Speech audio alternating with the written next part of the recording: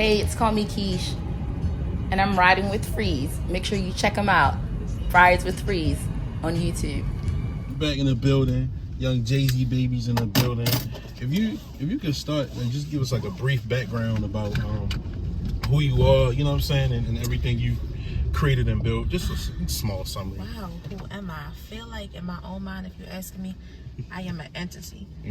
Not a person, not a thing. I'm an entity, I'm a being, I'm a spirit. I'm here, surviving amongst you lovely humans. I guess we should be worthy. No, it's not like that. It's not like that. Nah, I'm super humble. If anything, life has humbled the shit out of me, especially these last few years or so. Absolutely. So yeah, truth be told, like I said, I'm literally just here. I'm just here absorbing everything, feeling everything, being one with my atmosphere. Absolutely. That's dope. So you born and raised in Baltimore? What? Of course. Eastside certified. I got edges. Okay. Yeah, they gray today because I like color, but you know, I got edges. This is the thing. If you ever meet a chick from the West and she has edges, she is rare. Trust me. West Side chicks don't got edges. I'm telling you, check your facts. You know a chick from West Side that got edges? No, but my point is that you so with that in mind, Eastside certified, I got edges. But yeah. Oh my God, the city not that divided, is it? It's not that different. Is it that different? Yo, check this out. All right, this past summer, I lived over West, right? Right. Yo, I haven't lived over West since, God rest my mom and grandmother, so since they were alive, back in like the late 90s. That's the last time I lived over West. Yo, this time, not at all. This time was weird. It was different. Like, you could feel and sense the energy in the atmosphere, and it wasn't like how it is over East. And I know it sounds weird, but yo, it felt like I was in, no man's land. I was like, yo, what's going on here? What part over West you stayed at? Yo, I was off of New Franklin. No, what's it called? Franklin Town. Bro, listen, every time I got in the car, lock. See a white person, lock. Shit, see a Hispanic, lock. I was like, yeah, nah, I'm not about this life. Come on. Over East is bad too. Shit, over East is love. Like, yo, it is nowhere over East. I can't go. Nowhere over East. Like, yo, I be chilling for real. So their only difference is because since you're from over East, you're able to cool out in your habitat. Not even that, like, it's just the atmosphere. Like, over East legit has its own vibe. Don't get me wrong. I ain't gonna say we the best niggas over there because we not. Let's be for real. Niggas get real grimy when they need to, or when they want to, whatever. However, over East, it's just a little bit different because there's some type of respect over there. Like, yeah, your people got killed, but they got killed because he was out here murdering niggas or stealing shit or raping. So, like, okay, so it's still some kind of moral law. Right. West Side is like, yo, you look funny. I'm gonna get you. Like, you got money. I'm gonna rob you. You drive a nice car. I'm breaking in your house. My nigga, why? Oh my God. Why, Sway? Like, I don't understand. All right, so let me give you a scenario, right? This is guy I went to high school with. Before I went to the city, I went to Northwestern. Shout out to all the Wildcats. Dude named Jamal. Okay. Gay guy, flamboyant, whatever. But he was cool with me, Asis with me, whatever. So I haven't saw him in like years. But I knew that like he was one of the dudes that was like exposing dudes that was, on the low and DL. So this time he exposed the wrong dude, and the dude killed him in front of his grandmother's house. Is that like Eastside justified? Like, that's harsh, ain't it? Like, that's a real thing. That's a rest in peace, Jamal, by the way. I think it's been like 4 years. But yeah. Love and light to his family. That's something deep. To answer your question, again, justified. Like, yo, you can't be out here doing slime ball shit like that. If I'm out here living my best gay life, let me be gay undercover. If I want somebody to know, motherfucker, I'm gay as fuck. But if I want you to know, why you gotta kill me? Like, I mean, why you gotta add me out? You know what I'm saying? But so it is important to let somebody know up front. Because especially now where, there are guys who get surgery that look exactly like women. You would never be able to tell. My thing is, I want to keep it a stack with you the whole entire time. Look, listen, I used to be a man, okay? Yeah, I want everyone to know. I didn't believe I used to be a man, by the way. I wasn't out there. I wasn't a man. Y'all know me, then some of y'all know me. I was never a man. Still, like, yo, keep that shit a buck. You know what I'm saying? The last thing I want to do is get caught slipping out here and someone add me out. No. Don't add my bullshit, because I got my bullshit. I can add myself. You stick to your shit, I got my shit. Play it out. So how do you feel knowing that, like, at least just the representation of the idea of our society is less masculine? So, in like the 40s and 30s, women couldn't vote. They really didn't have an opinion. But now, there's transgender people. There's different colors and different shades of people that's kind of moving up in the ladder. And it seems like on the outside end, we slowly get into the actual definition of a nation. Wow, things are slowly happening, and ways are in fact crushing. They are. Outside of that, we have such a long way to go. I mean, as much leg work as we're putting down, as much as we're moving forward, so far behind. Because we don't identify people as what they decide that they want to be. We identify people as what they were born with. And I think it's unfair. Yeah. I feel like we're in we're in the right steps of a different direction, but them steps are just so long-winded and so slow. We're still not there yet.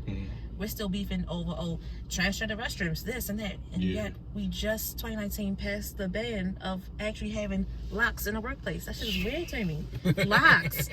Not weave or straight hair. No, locks. Something that's actually natural. Absolutely. That shit is crazy to me. So, yeah, we're making waves. We're just not there completely. We have a long way to go.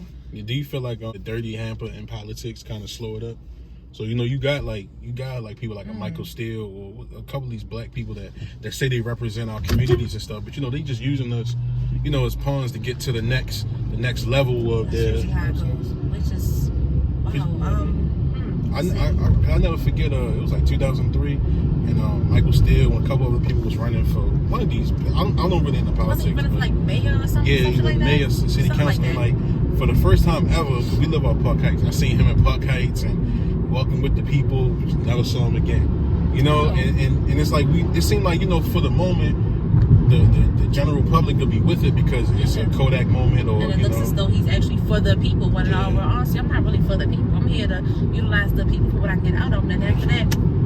And this country's supposed to be set up of if you get enough people behind a cause or behind a situational narrative or whatever, you can get some things done.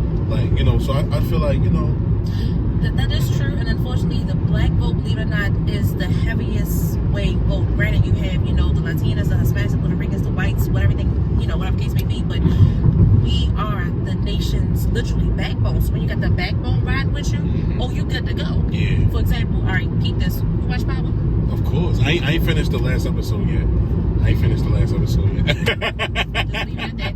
But as you know, in the prior episodes, Lorette Walsh was gung-ho for having a black running mate, specifically because she wanted the black people on her side. Representation. So with that in mind, you already know, without us, shit not necessarily going around. And everyone refuses to believe that, but it's literally strength in numbers. When we come together and move shit, shit gets done. Everyone knows that. That's why everyone wants our speech. They want our vibe with them. That way, when they want to move forward, they want to move because we are backing them 110%. And then once they get there, out the door. It's politics, though, right? Politics. So, have you ever had family that ran in the office, or have you ever participated in campaigns and stuff? The most I ever did was perhaps back in the early 2000s.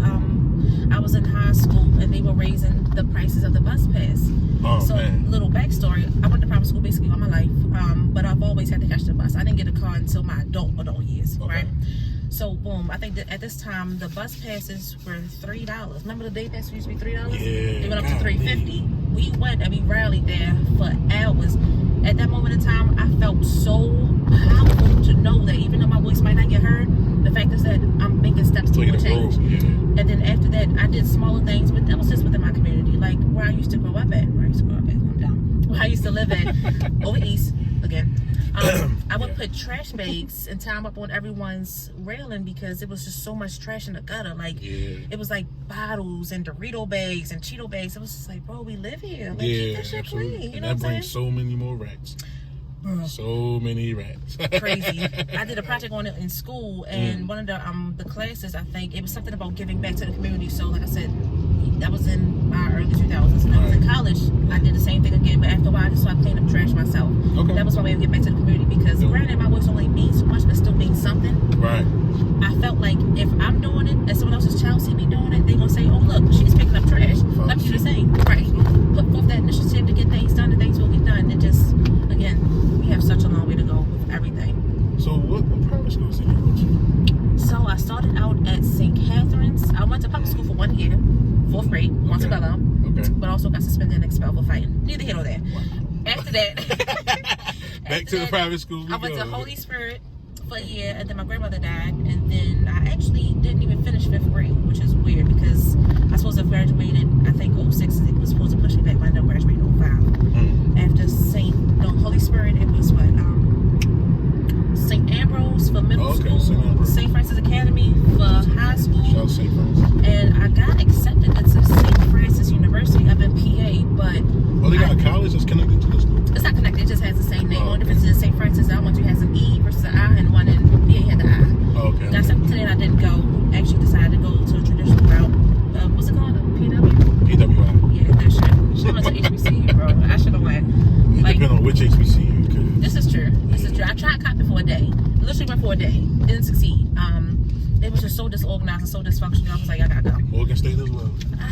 think probably the best HBCU in this state, probably Bowie, because Bowie isn't like unorganized really. Yeah, and then of course it's not really ran by Baltimore City. And I think sometimes a lot of different things play in like human resources and stuff. But, absolutely, dysfunction breeds dysfunction. So if the core of itself is dysfunctional, everything else around us will be connected to it. It's going to be dysfunctional. and it makes Like you said, Bowie is a little different, it's a little out there. I'm not to drive that far and go to school though. I ain't gonna lie, it's about 30 to 35 minutes, yeah, man. But it's for me personally. I can drive. Like, I went to European yesterday just for like literally an hour just to come back. I went to see my best friend. I ain't seen her in a while, and she just got on her feet and all that. So I just went to go holler at her. Because today before I checked my phone, I was about to drive up to Delaware just because I love the ride. It's so peaceful, so serene. Put some vibes on. I had my book with me. Left it inside the car. And I was just gonna go up there, read for a little bit, and come back home. Yeah. But I wonder how long Delaware is from here. 95 straight up. You looking at, depending on what part you're going to. You about maybe an hour and a half, maybe 2 hours, depending on traffic. And because it's a Sunday and everybody go to church, shit like that. Traffic is a little ugly, but other than that, not that bad though. I ain't been Delaware since I was like 12 years old. We went to them outlets out there. Bruh, listen, I think it was what was it, Black Friday or some shit like that, Thanksgiving, whatever. I don't know. I went to my Christiana Mall. Yo, I spent like $600, but I had so much shit. Like the shit was immaculate. Like, damn, this what it feel like to buy shit with no taxes. Bruh, I went TOWSON. I went swipe, bitch. Yeah. I lost my mind though. I bought so much shit and just gave everything away. So you going to private school? Did that kind of give you like a different experience or a different perspective of like your peers? Because you is over east, like you said, you in the jungle. Did you have that? Were you treated different because you went to private school? I wasn't treated differently then. You know what's funny? I started being treated differently when I got a little bit older because everyone always referred, "Well, you went to private school." Okay, I went to St. Francis Academy across the street from the penitentiary. I seen what most people didn't see growing up, so it's like, bro, that means nothing at all. Absolutely. The education to me was way differently. Obviously, I was far more challenged. I had a lot more opportunity given to me in that respect. I wish, truth be told, that the same curriculum that was taught in private school was given to everyone else. That way we can all be on the same wavelength. Because when I was going to transfer and go to public school, they wanted to put me back. I'm like, oh, well, you didn't get everything that you needed in 10th grade. So we're going to put you back there. My mother was like, what? No. St. Francis is a college preparatory school. Are you stupid? Not at all. So needless to say, I feel like, unfortunately, a lot of people that didn't get a chance to go through that type of segment in their life were somewhat let down. Yeah, absolutely. Just because it's freedom is always good. And free education to me is just, it's a lackluster of education. It's not like you're giving the full everything. It's not like you're giving your full potential to blossom. I mean, some people are, if they're chosen to do something different, or if they choose to do something different, but not everyone's gonna have that mind frame. So it's like you got that one person out of like 100. It's like, damn, bro, seriously? Yeah, my big dog, he graduated from Morgan in 2017. And it's, the teachers, he wanted to be a teacher. He was like telling me like, man, like, the system, bro, like, we try as much as we can to help influence the kids and help, be that model, but the shit we gotta teach them and just the way the system is set up, it's like, a lot of these kids trapped. That's not, I feel like it's designed to literally keep you oppressed. Like, again, you're gonna get parts of things that I was taught, you're not gonna get the full entire thing. Like, when I was in school, I learned so much outside of my own learning. Of course, I want to learn outside of that. Shout out to my mother, of course, because I always see detention, so I had to read a lot. But I learned so much there was as far as Black history. Like, it wasn't just always MLK and Malcolm X. Rosa Parks. Gosh. Again, shout out to them. But it wasn't always the same traditional ones like how you get in regular school. We talked about Sonny Liston and I can't think of his name. Garrett, he invented the traffic light. Like, it was so many other different people that we touched on, not just the regular ones. It's like, damn, how come everyone else is doing the same thing? And then when my cousins would come over, we would talk about school, and it's like, y'all do that? For real? Like, I did that like years ago. Well, we're different because we go to public school. Like, all right, well, you gotta say it like that. Like, a public school to me is a ripoff. Like I said, just because it's free don't mean it's the best. Everything is free and good for you, obviously. Now they got these little magnet schools and charter schools where you're trying to actually give a fuck. But it's like, bro, you don't give a fuck now? I just think it makes no sense. Yeah, it feels like what they're doing is like they're funding money to, like, I guess, like schools in certain areas, and the smartest of the bunch get accepted there. So what they're really doing is like the NBA draft. It's like NFL combine. It's like we're finding the quote unquote best who can fulfill our agenda, and like we can get it rocking. But a lot of these kids come from situations where like their parents may be on drugs or they in an abusive situation, and you know they acting out. Yeah, and then they know we're not gonna know 100% how to properly communicate as a youngin. You know, it's stressful. It seems like it's just a circle. It's just a circle. It's absolutely terrifying, honestly. Like, I don't have children right now, but the fact of even having children in this type of life is beyond scary. It is. It's like nothing is. What's the word? I can't even say it. It's petrifying. It's like you said, it's an ongoing cycle. So you're going to have these children, send them through the system almost, because welfare and public school, they go hand in hand. Send them through the system, only for them to still end up low-key failing. Don't get me wrong, I'm not saying that everyone went to the public schools are failure. Not at all. Absolutely. It is some, and I do mean some that decide to change their momentum, do something completely different, and actually succeed. That is awesome. But again, not everyone has that mind state. So with that in mind, it's like when you're having children, you're bringing around this type of atmosphere, it's like you're already setting them up for failure. Because like you said, you come from a background whereas you can't always afford to go to these type of schools, or can't always afford to do certain things everyone else can do. It holds you back. And you're not strengthened, you're not growing, you're stagnant. And if it's not one thing that you can be in this life, it's being stagnant. Absolutely. Movement is life. Forward is life. If you're not doing this, like, what you doing? Yeah, you just existing. Yeah, really not. And that shit is scary. That shit is literally scary. So, going to your college life, how was your experience in college? Did you take up? I went to the University of Baltimore for integrated arts. My focus was digital photography. It was nice. It was good. Unfortunately, I feel like it would have been a little bit easier for me if I had the proper support of my family, meaning if I had like my mom and dad here, one of the two.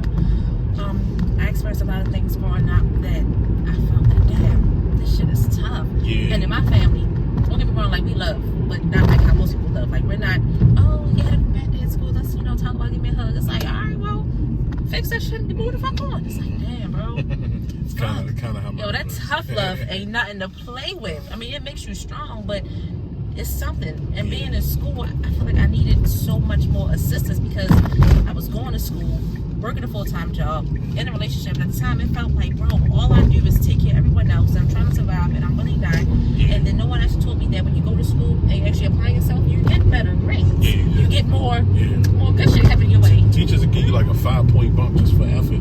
Just like, yo, I see you grinding, like I see how you rock.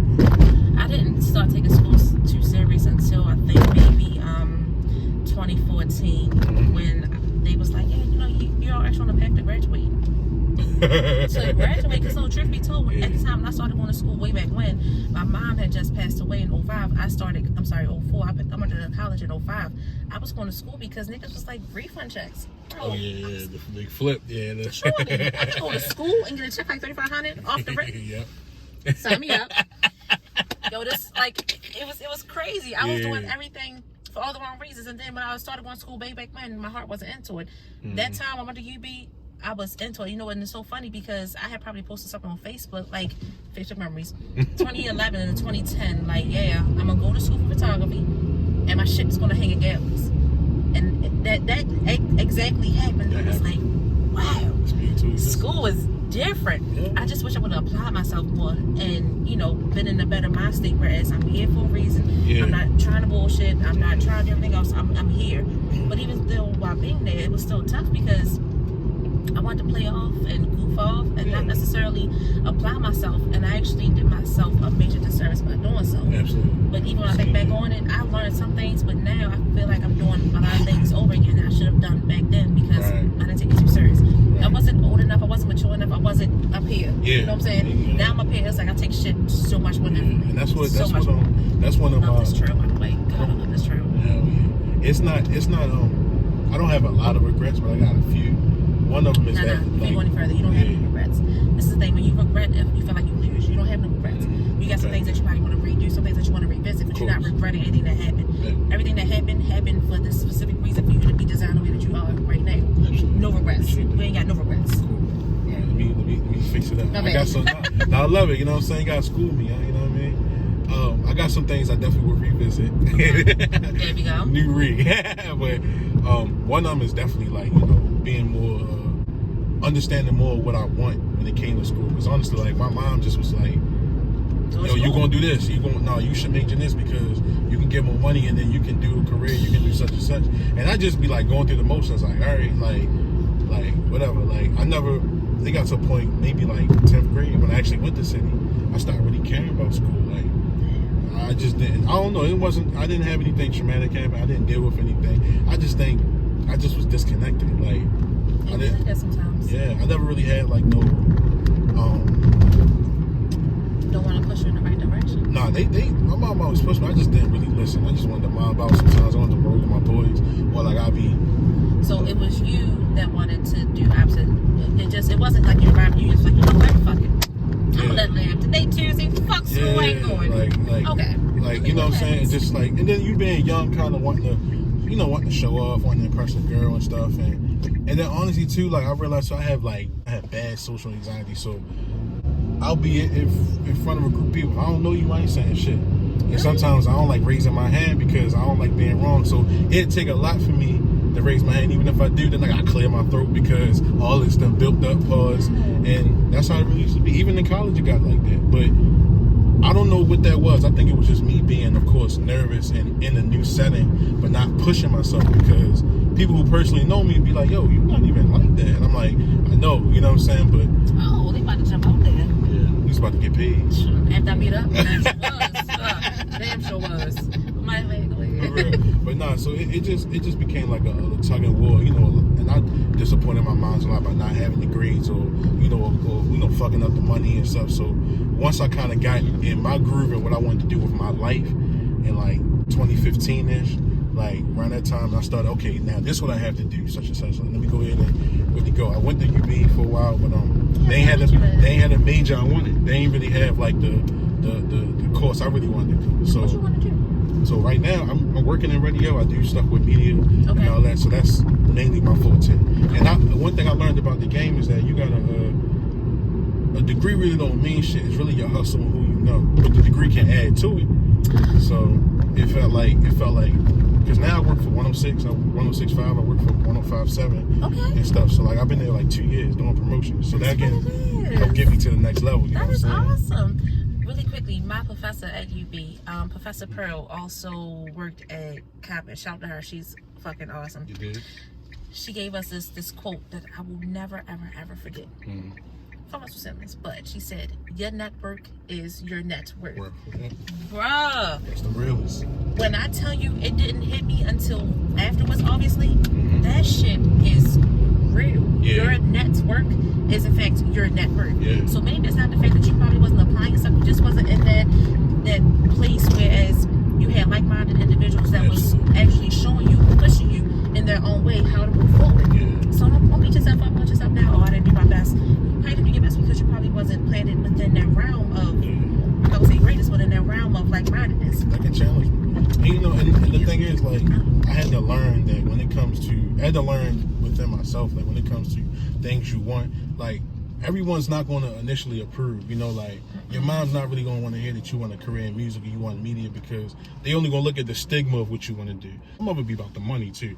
Like, we talk about shit and she like, how much they pay? What's the situation? But see, that's black people. I get what you're saying. Yeah. That's black people. Yeah. You know what I'm saying? Absolutely. My aunt was the same way. Now, my mother, oh my God. Yo, she was a gem. I come up to my mother like, Ma, I want to go home and strip. I mean, I'm sorry, but I'm going to start stripping. All right, bet.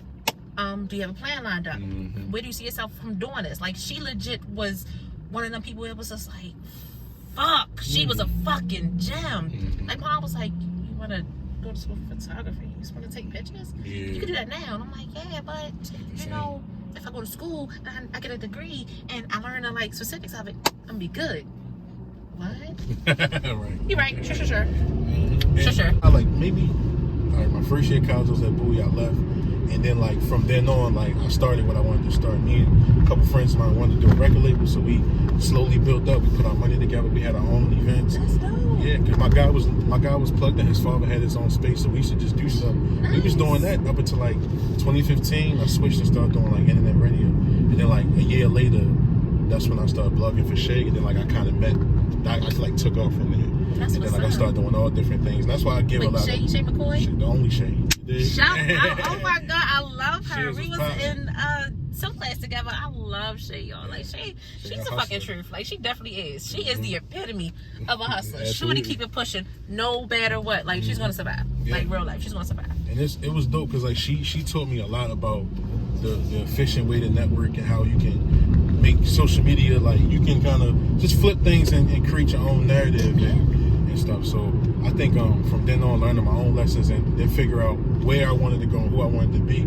I already knew the information. I've been studying the business of everything since I was like 16. So I'm like, oh, okay, here's what I can do. Yeah. And see, you know what? It's stuff like that I envy because I didn't always have a plan. Like, yo, I used to, by the way, you know, fly by the pants type of chick. Like, oh, wind blowing, I'm going to take this, do this, da-da-da. That was it. No specific plan. Now I'm older and I see things what they are. I have to have a plan to move forward. And it's like, yo, you had that. It's fucking beautiful. And honestly, it came from passion. It came from me loving rap music, just like, and having questions about just different things I would see.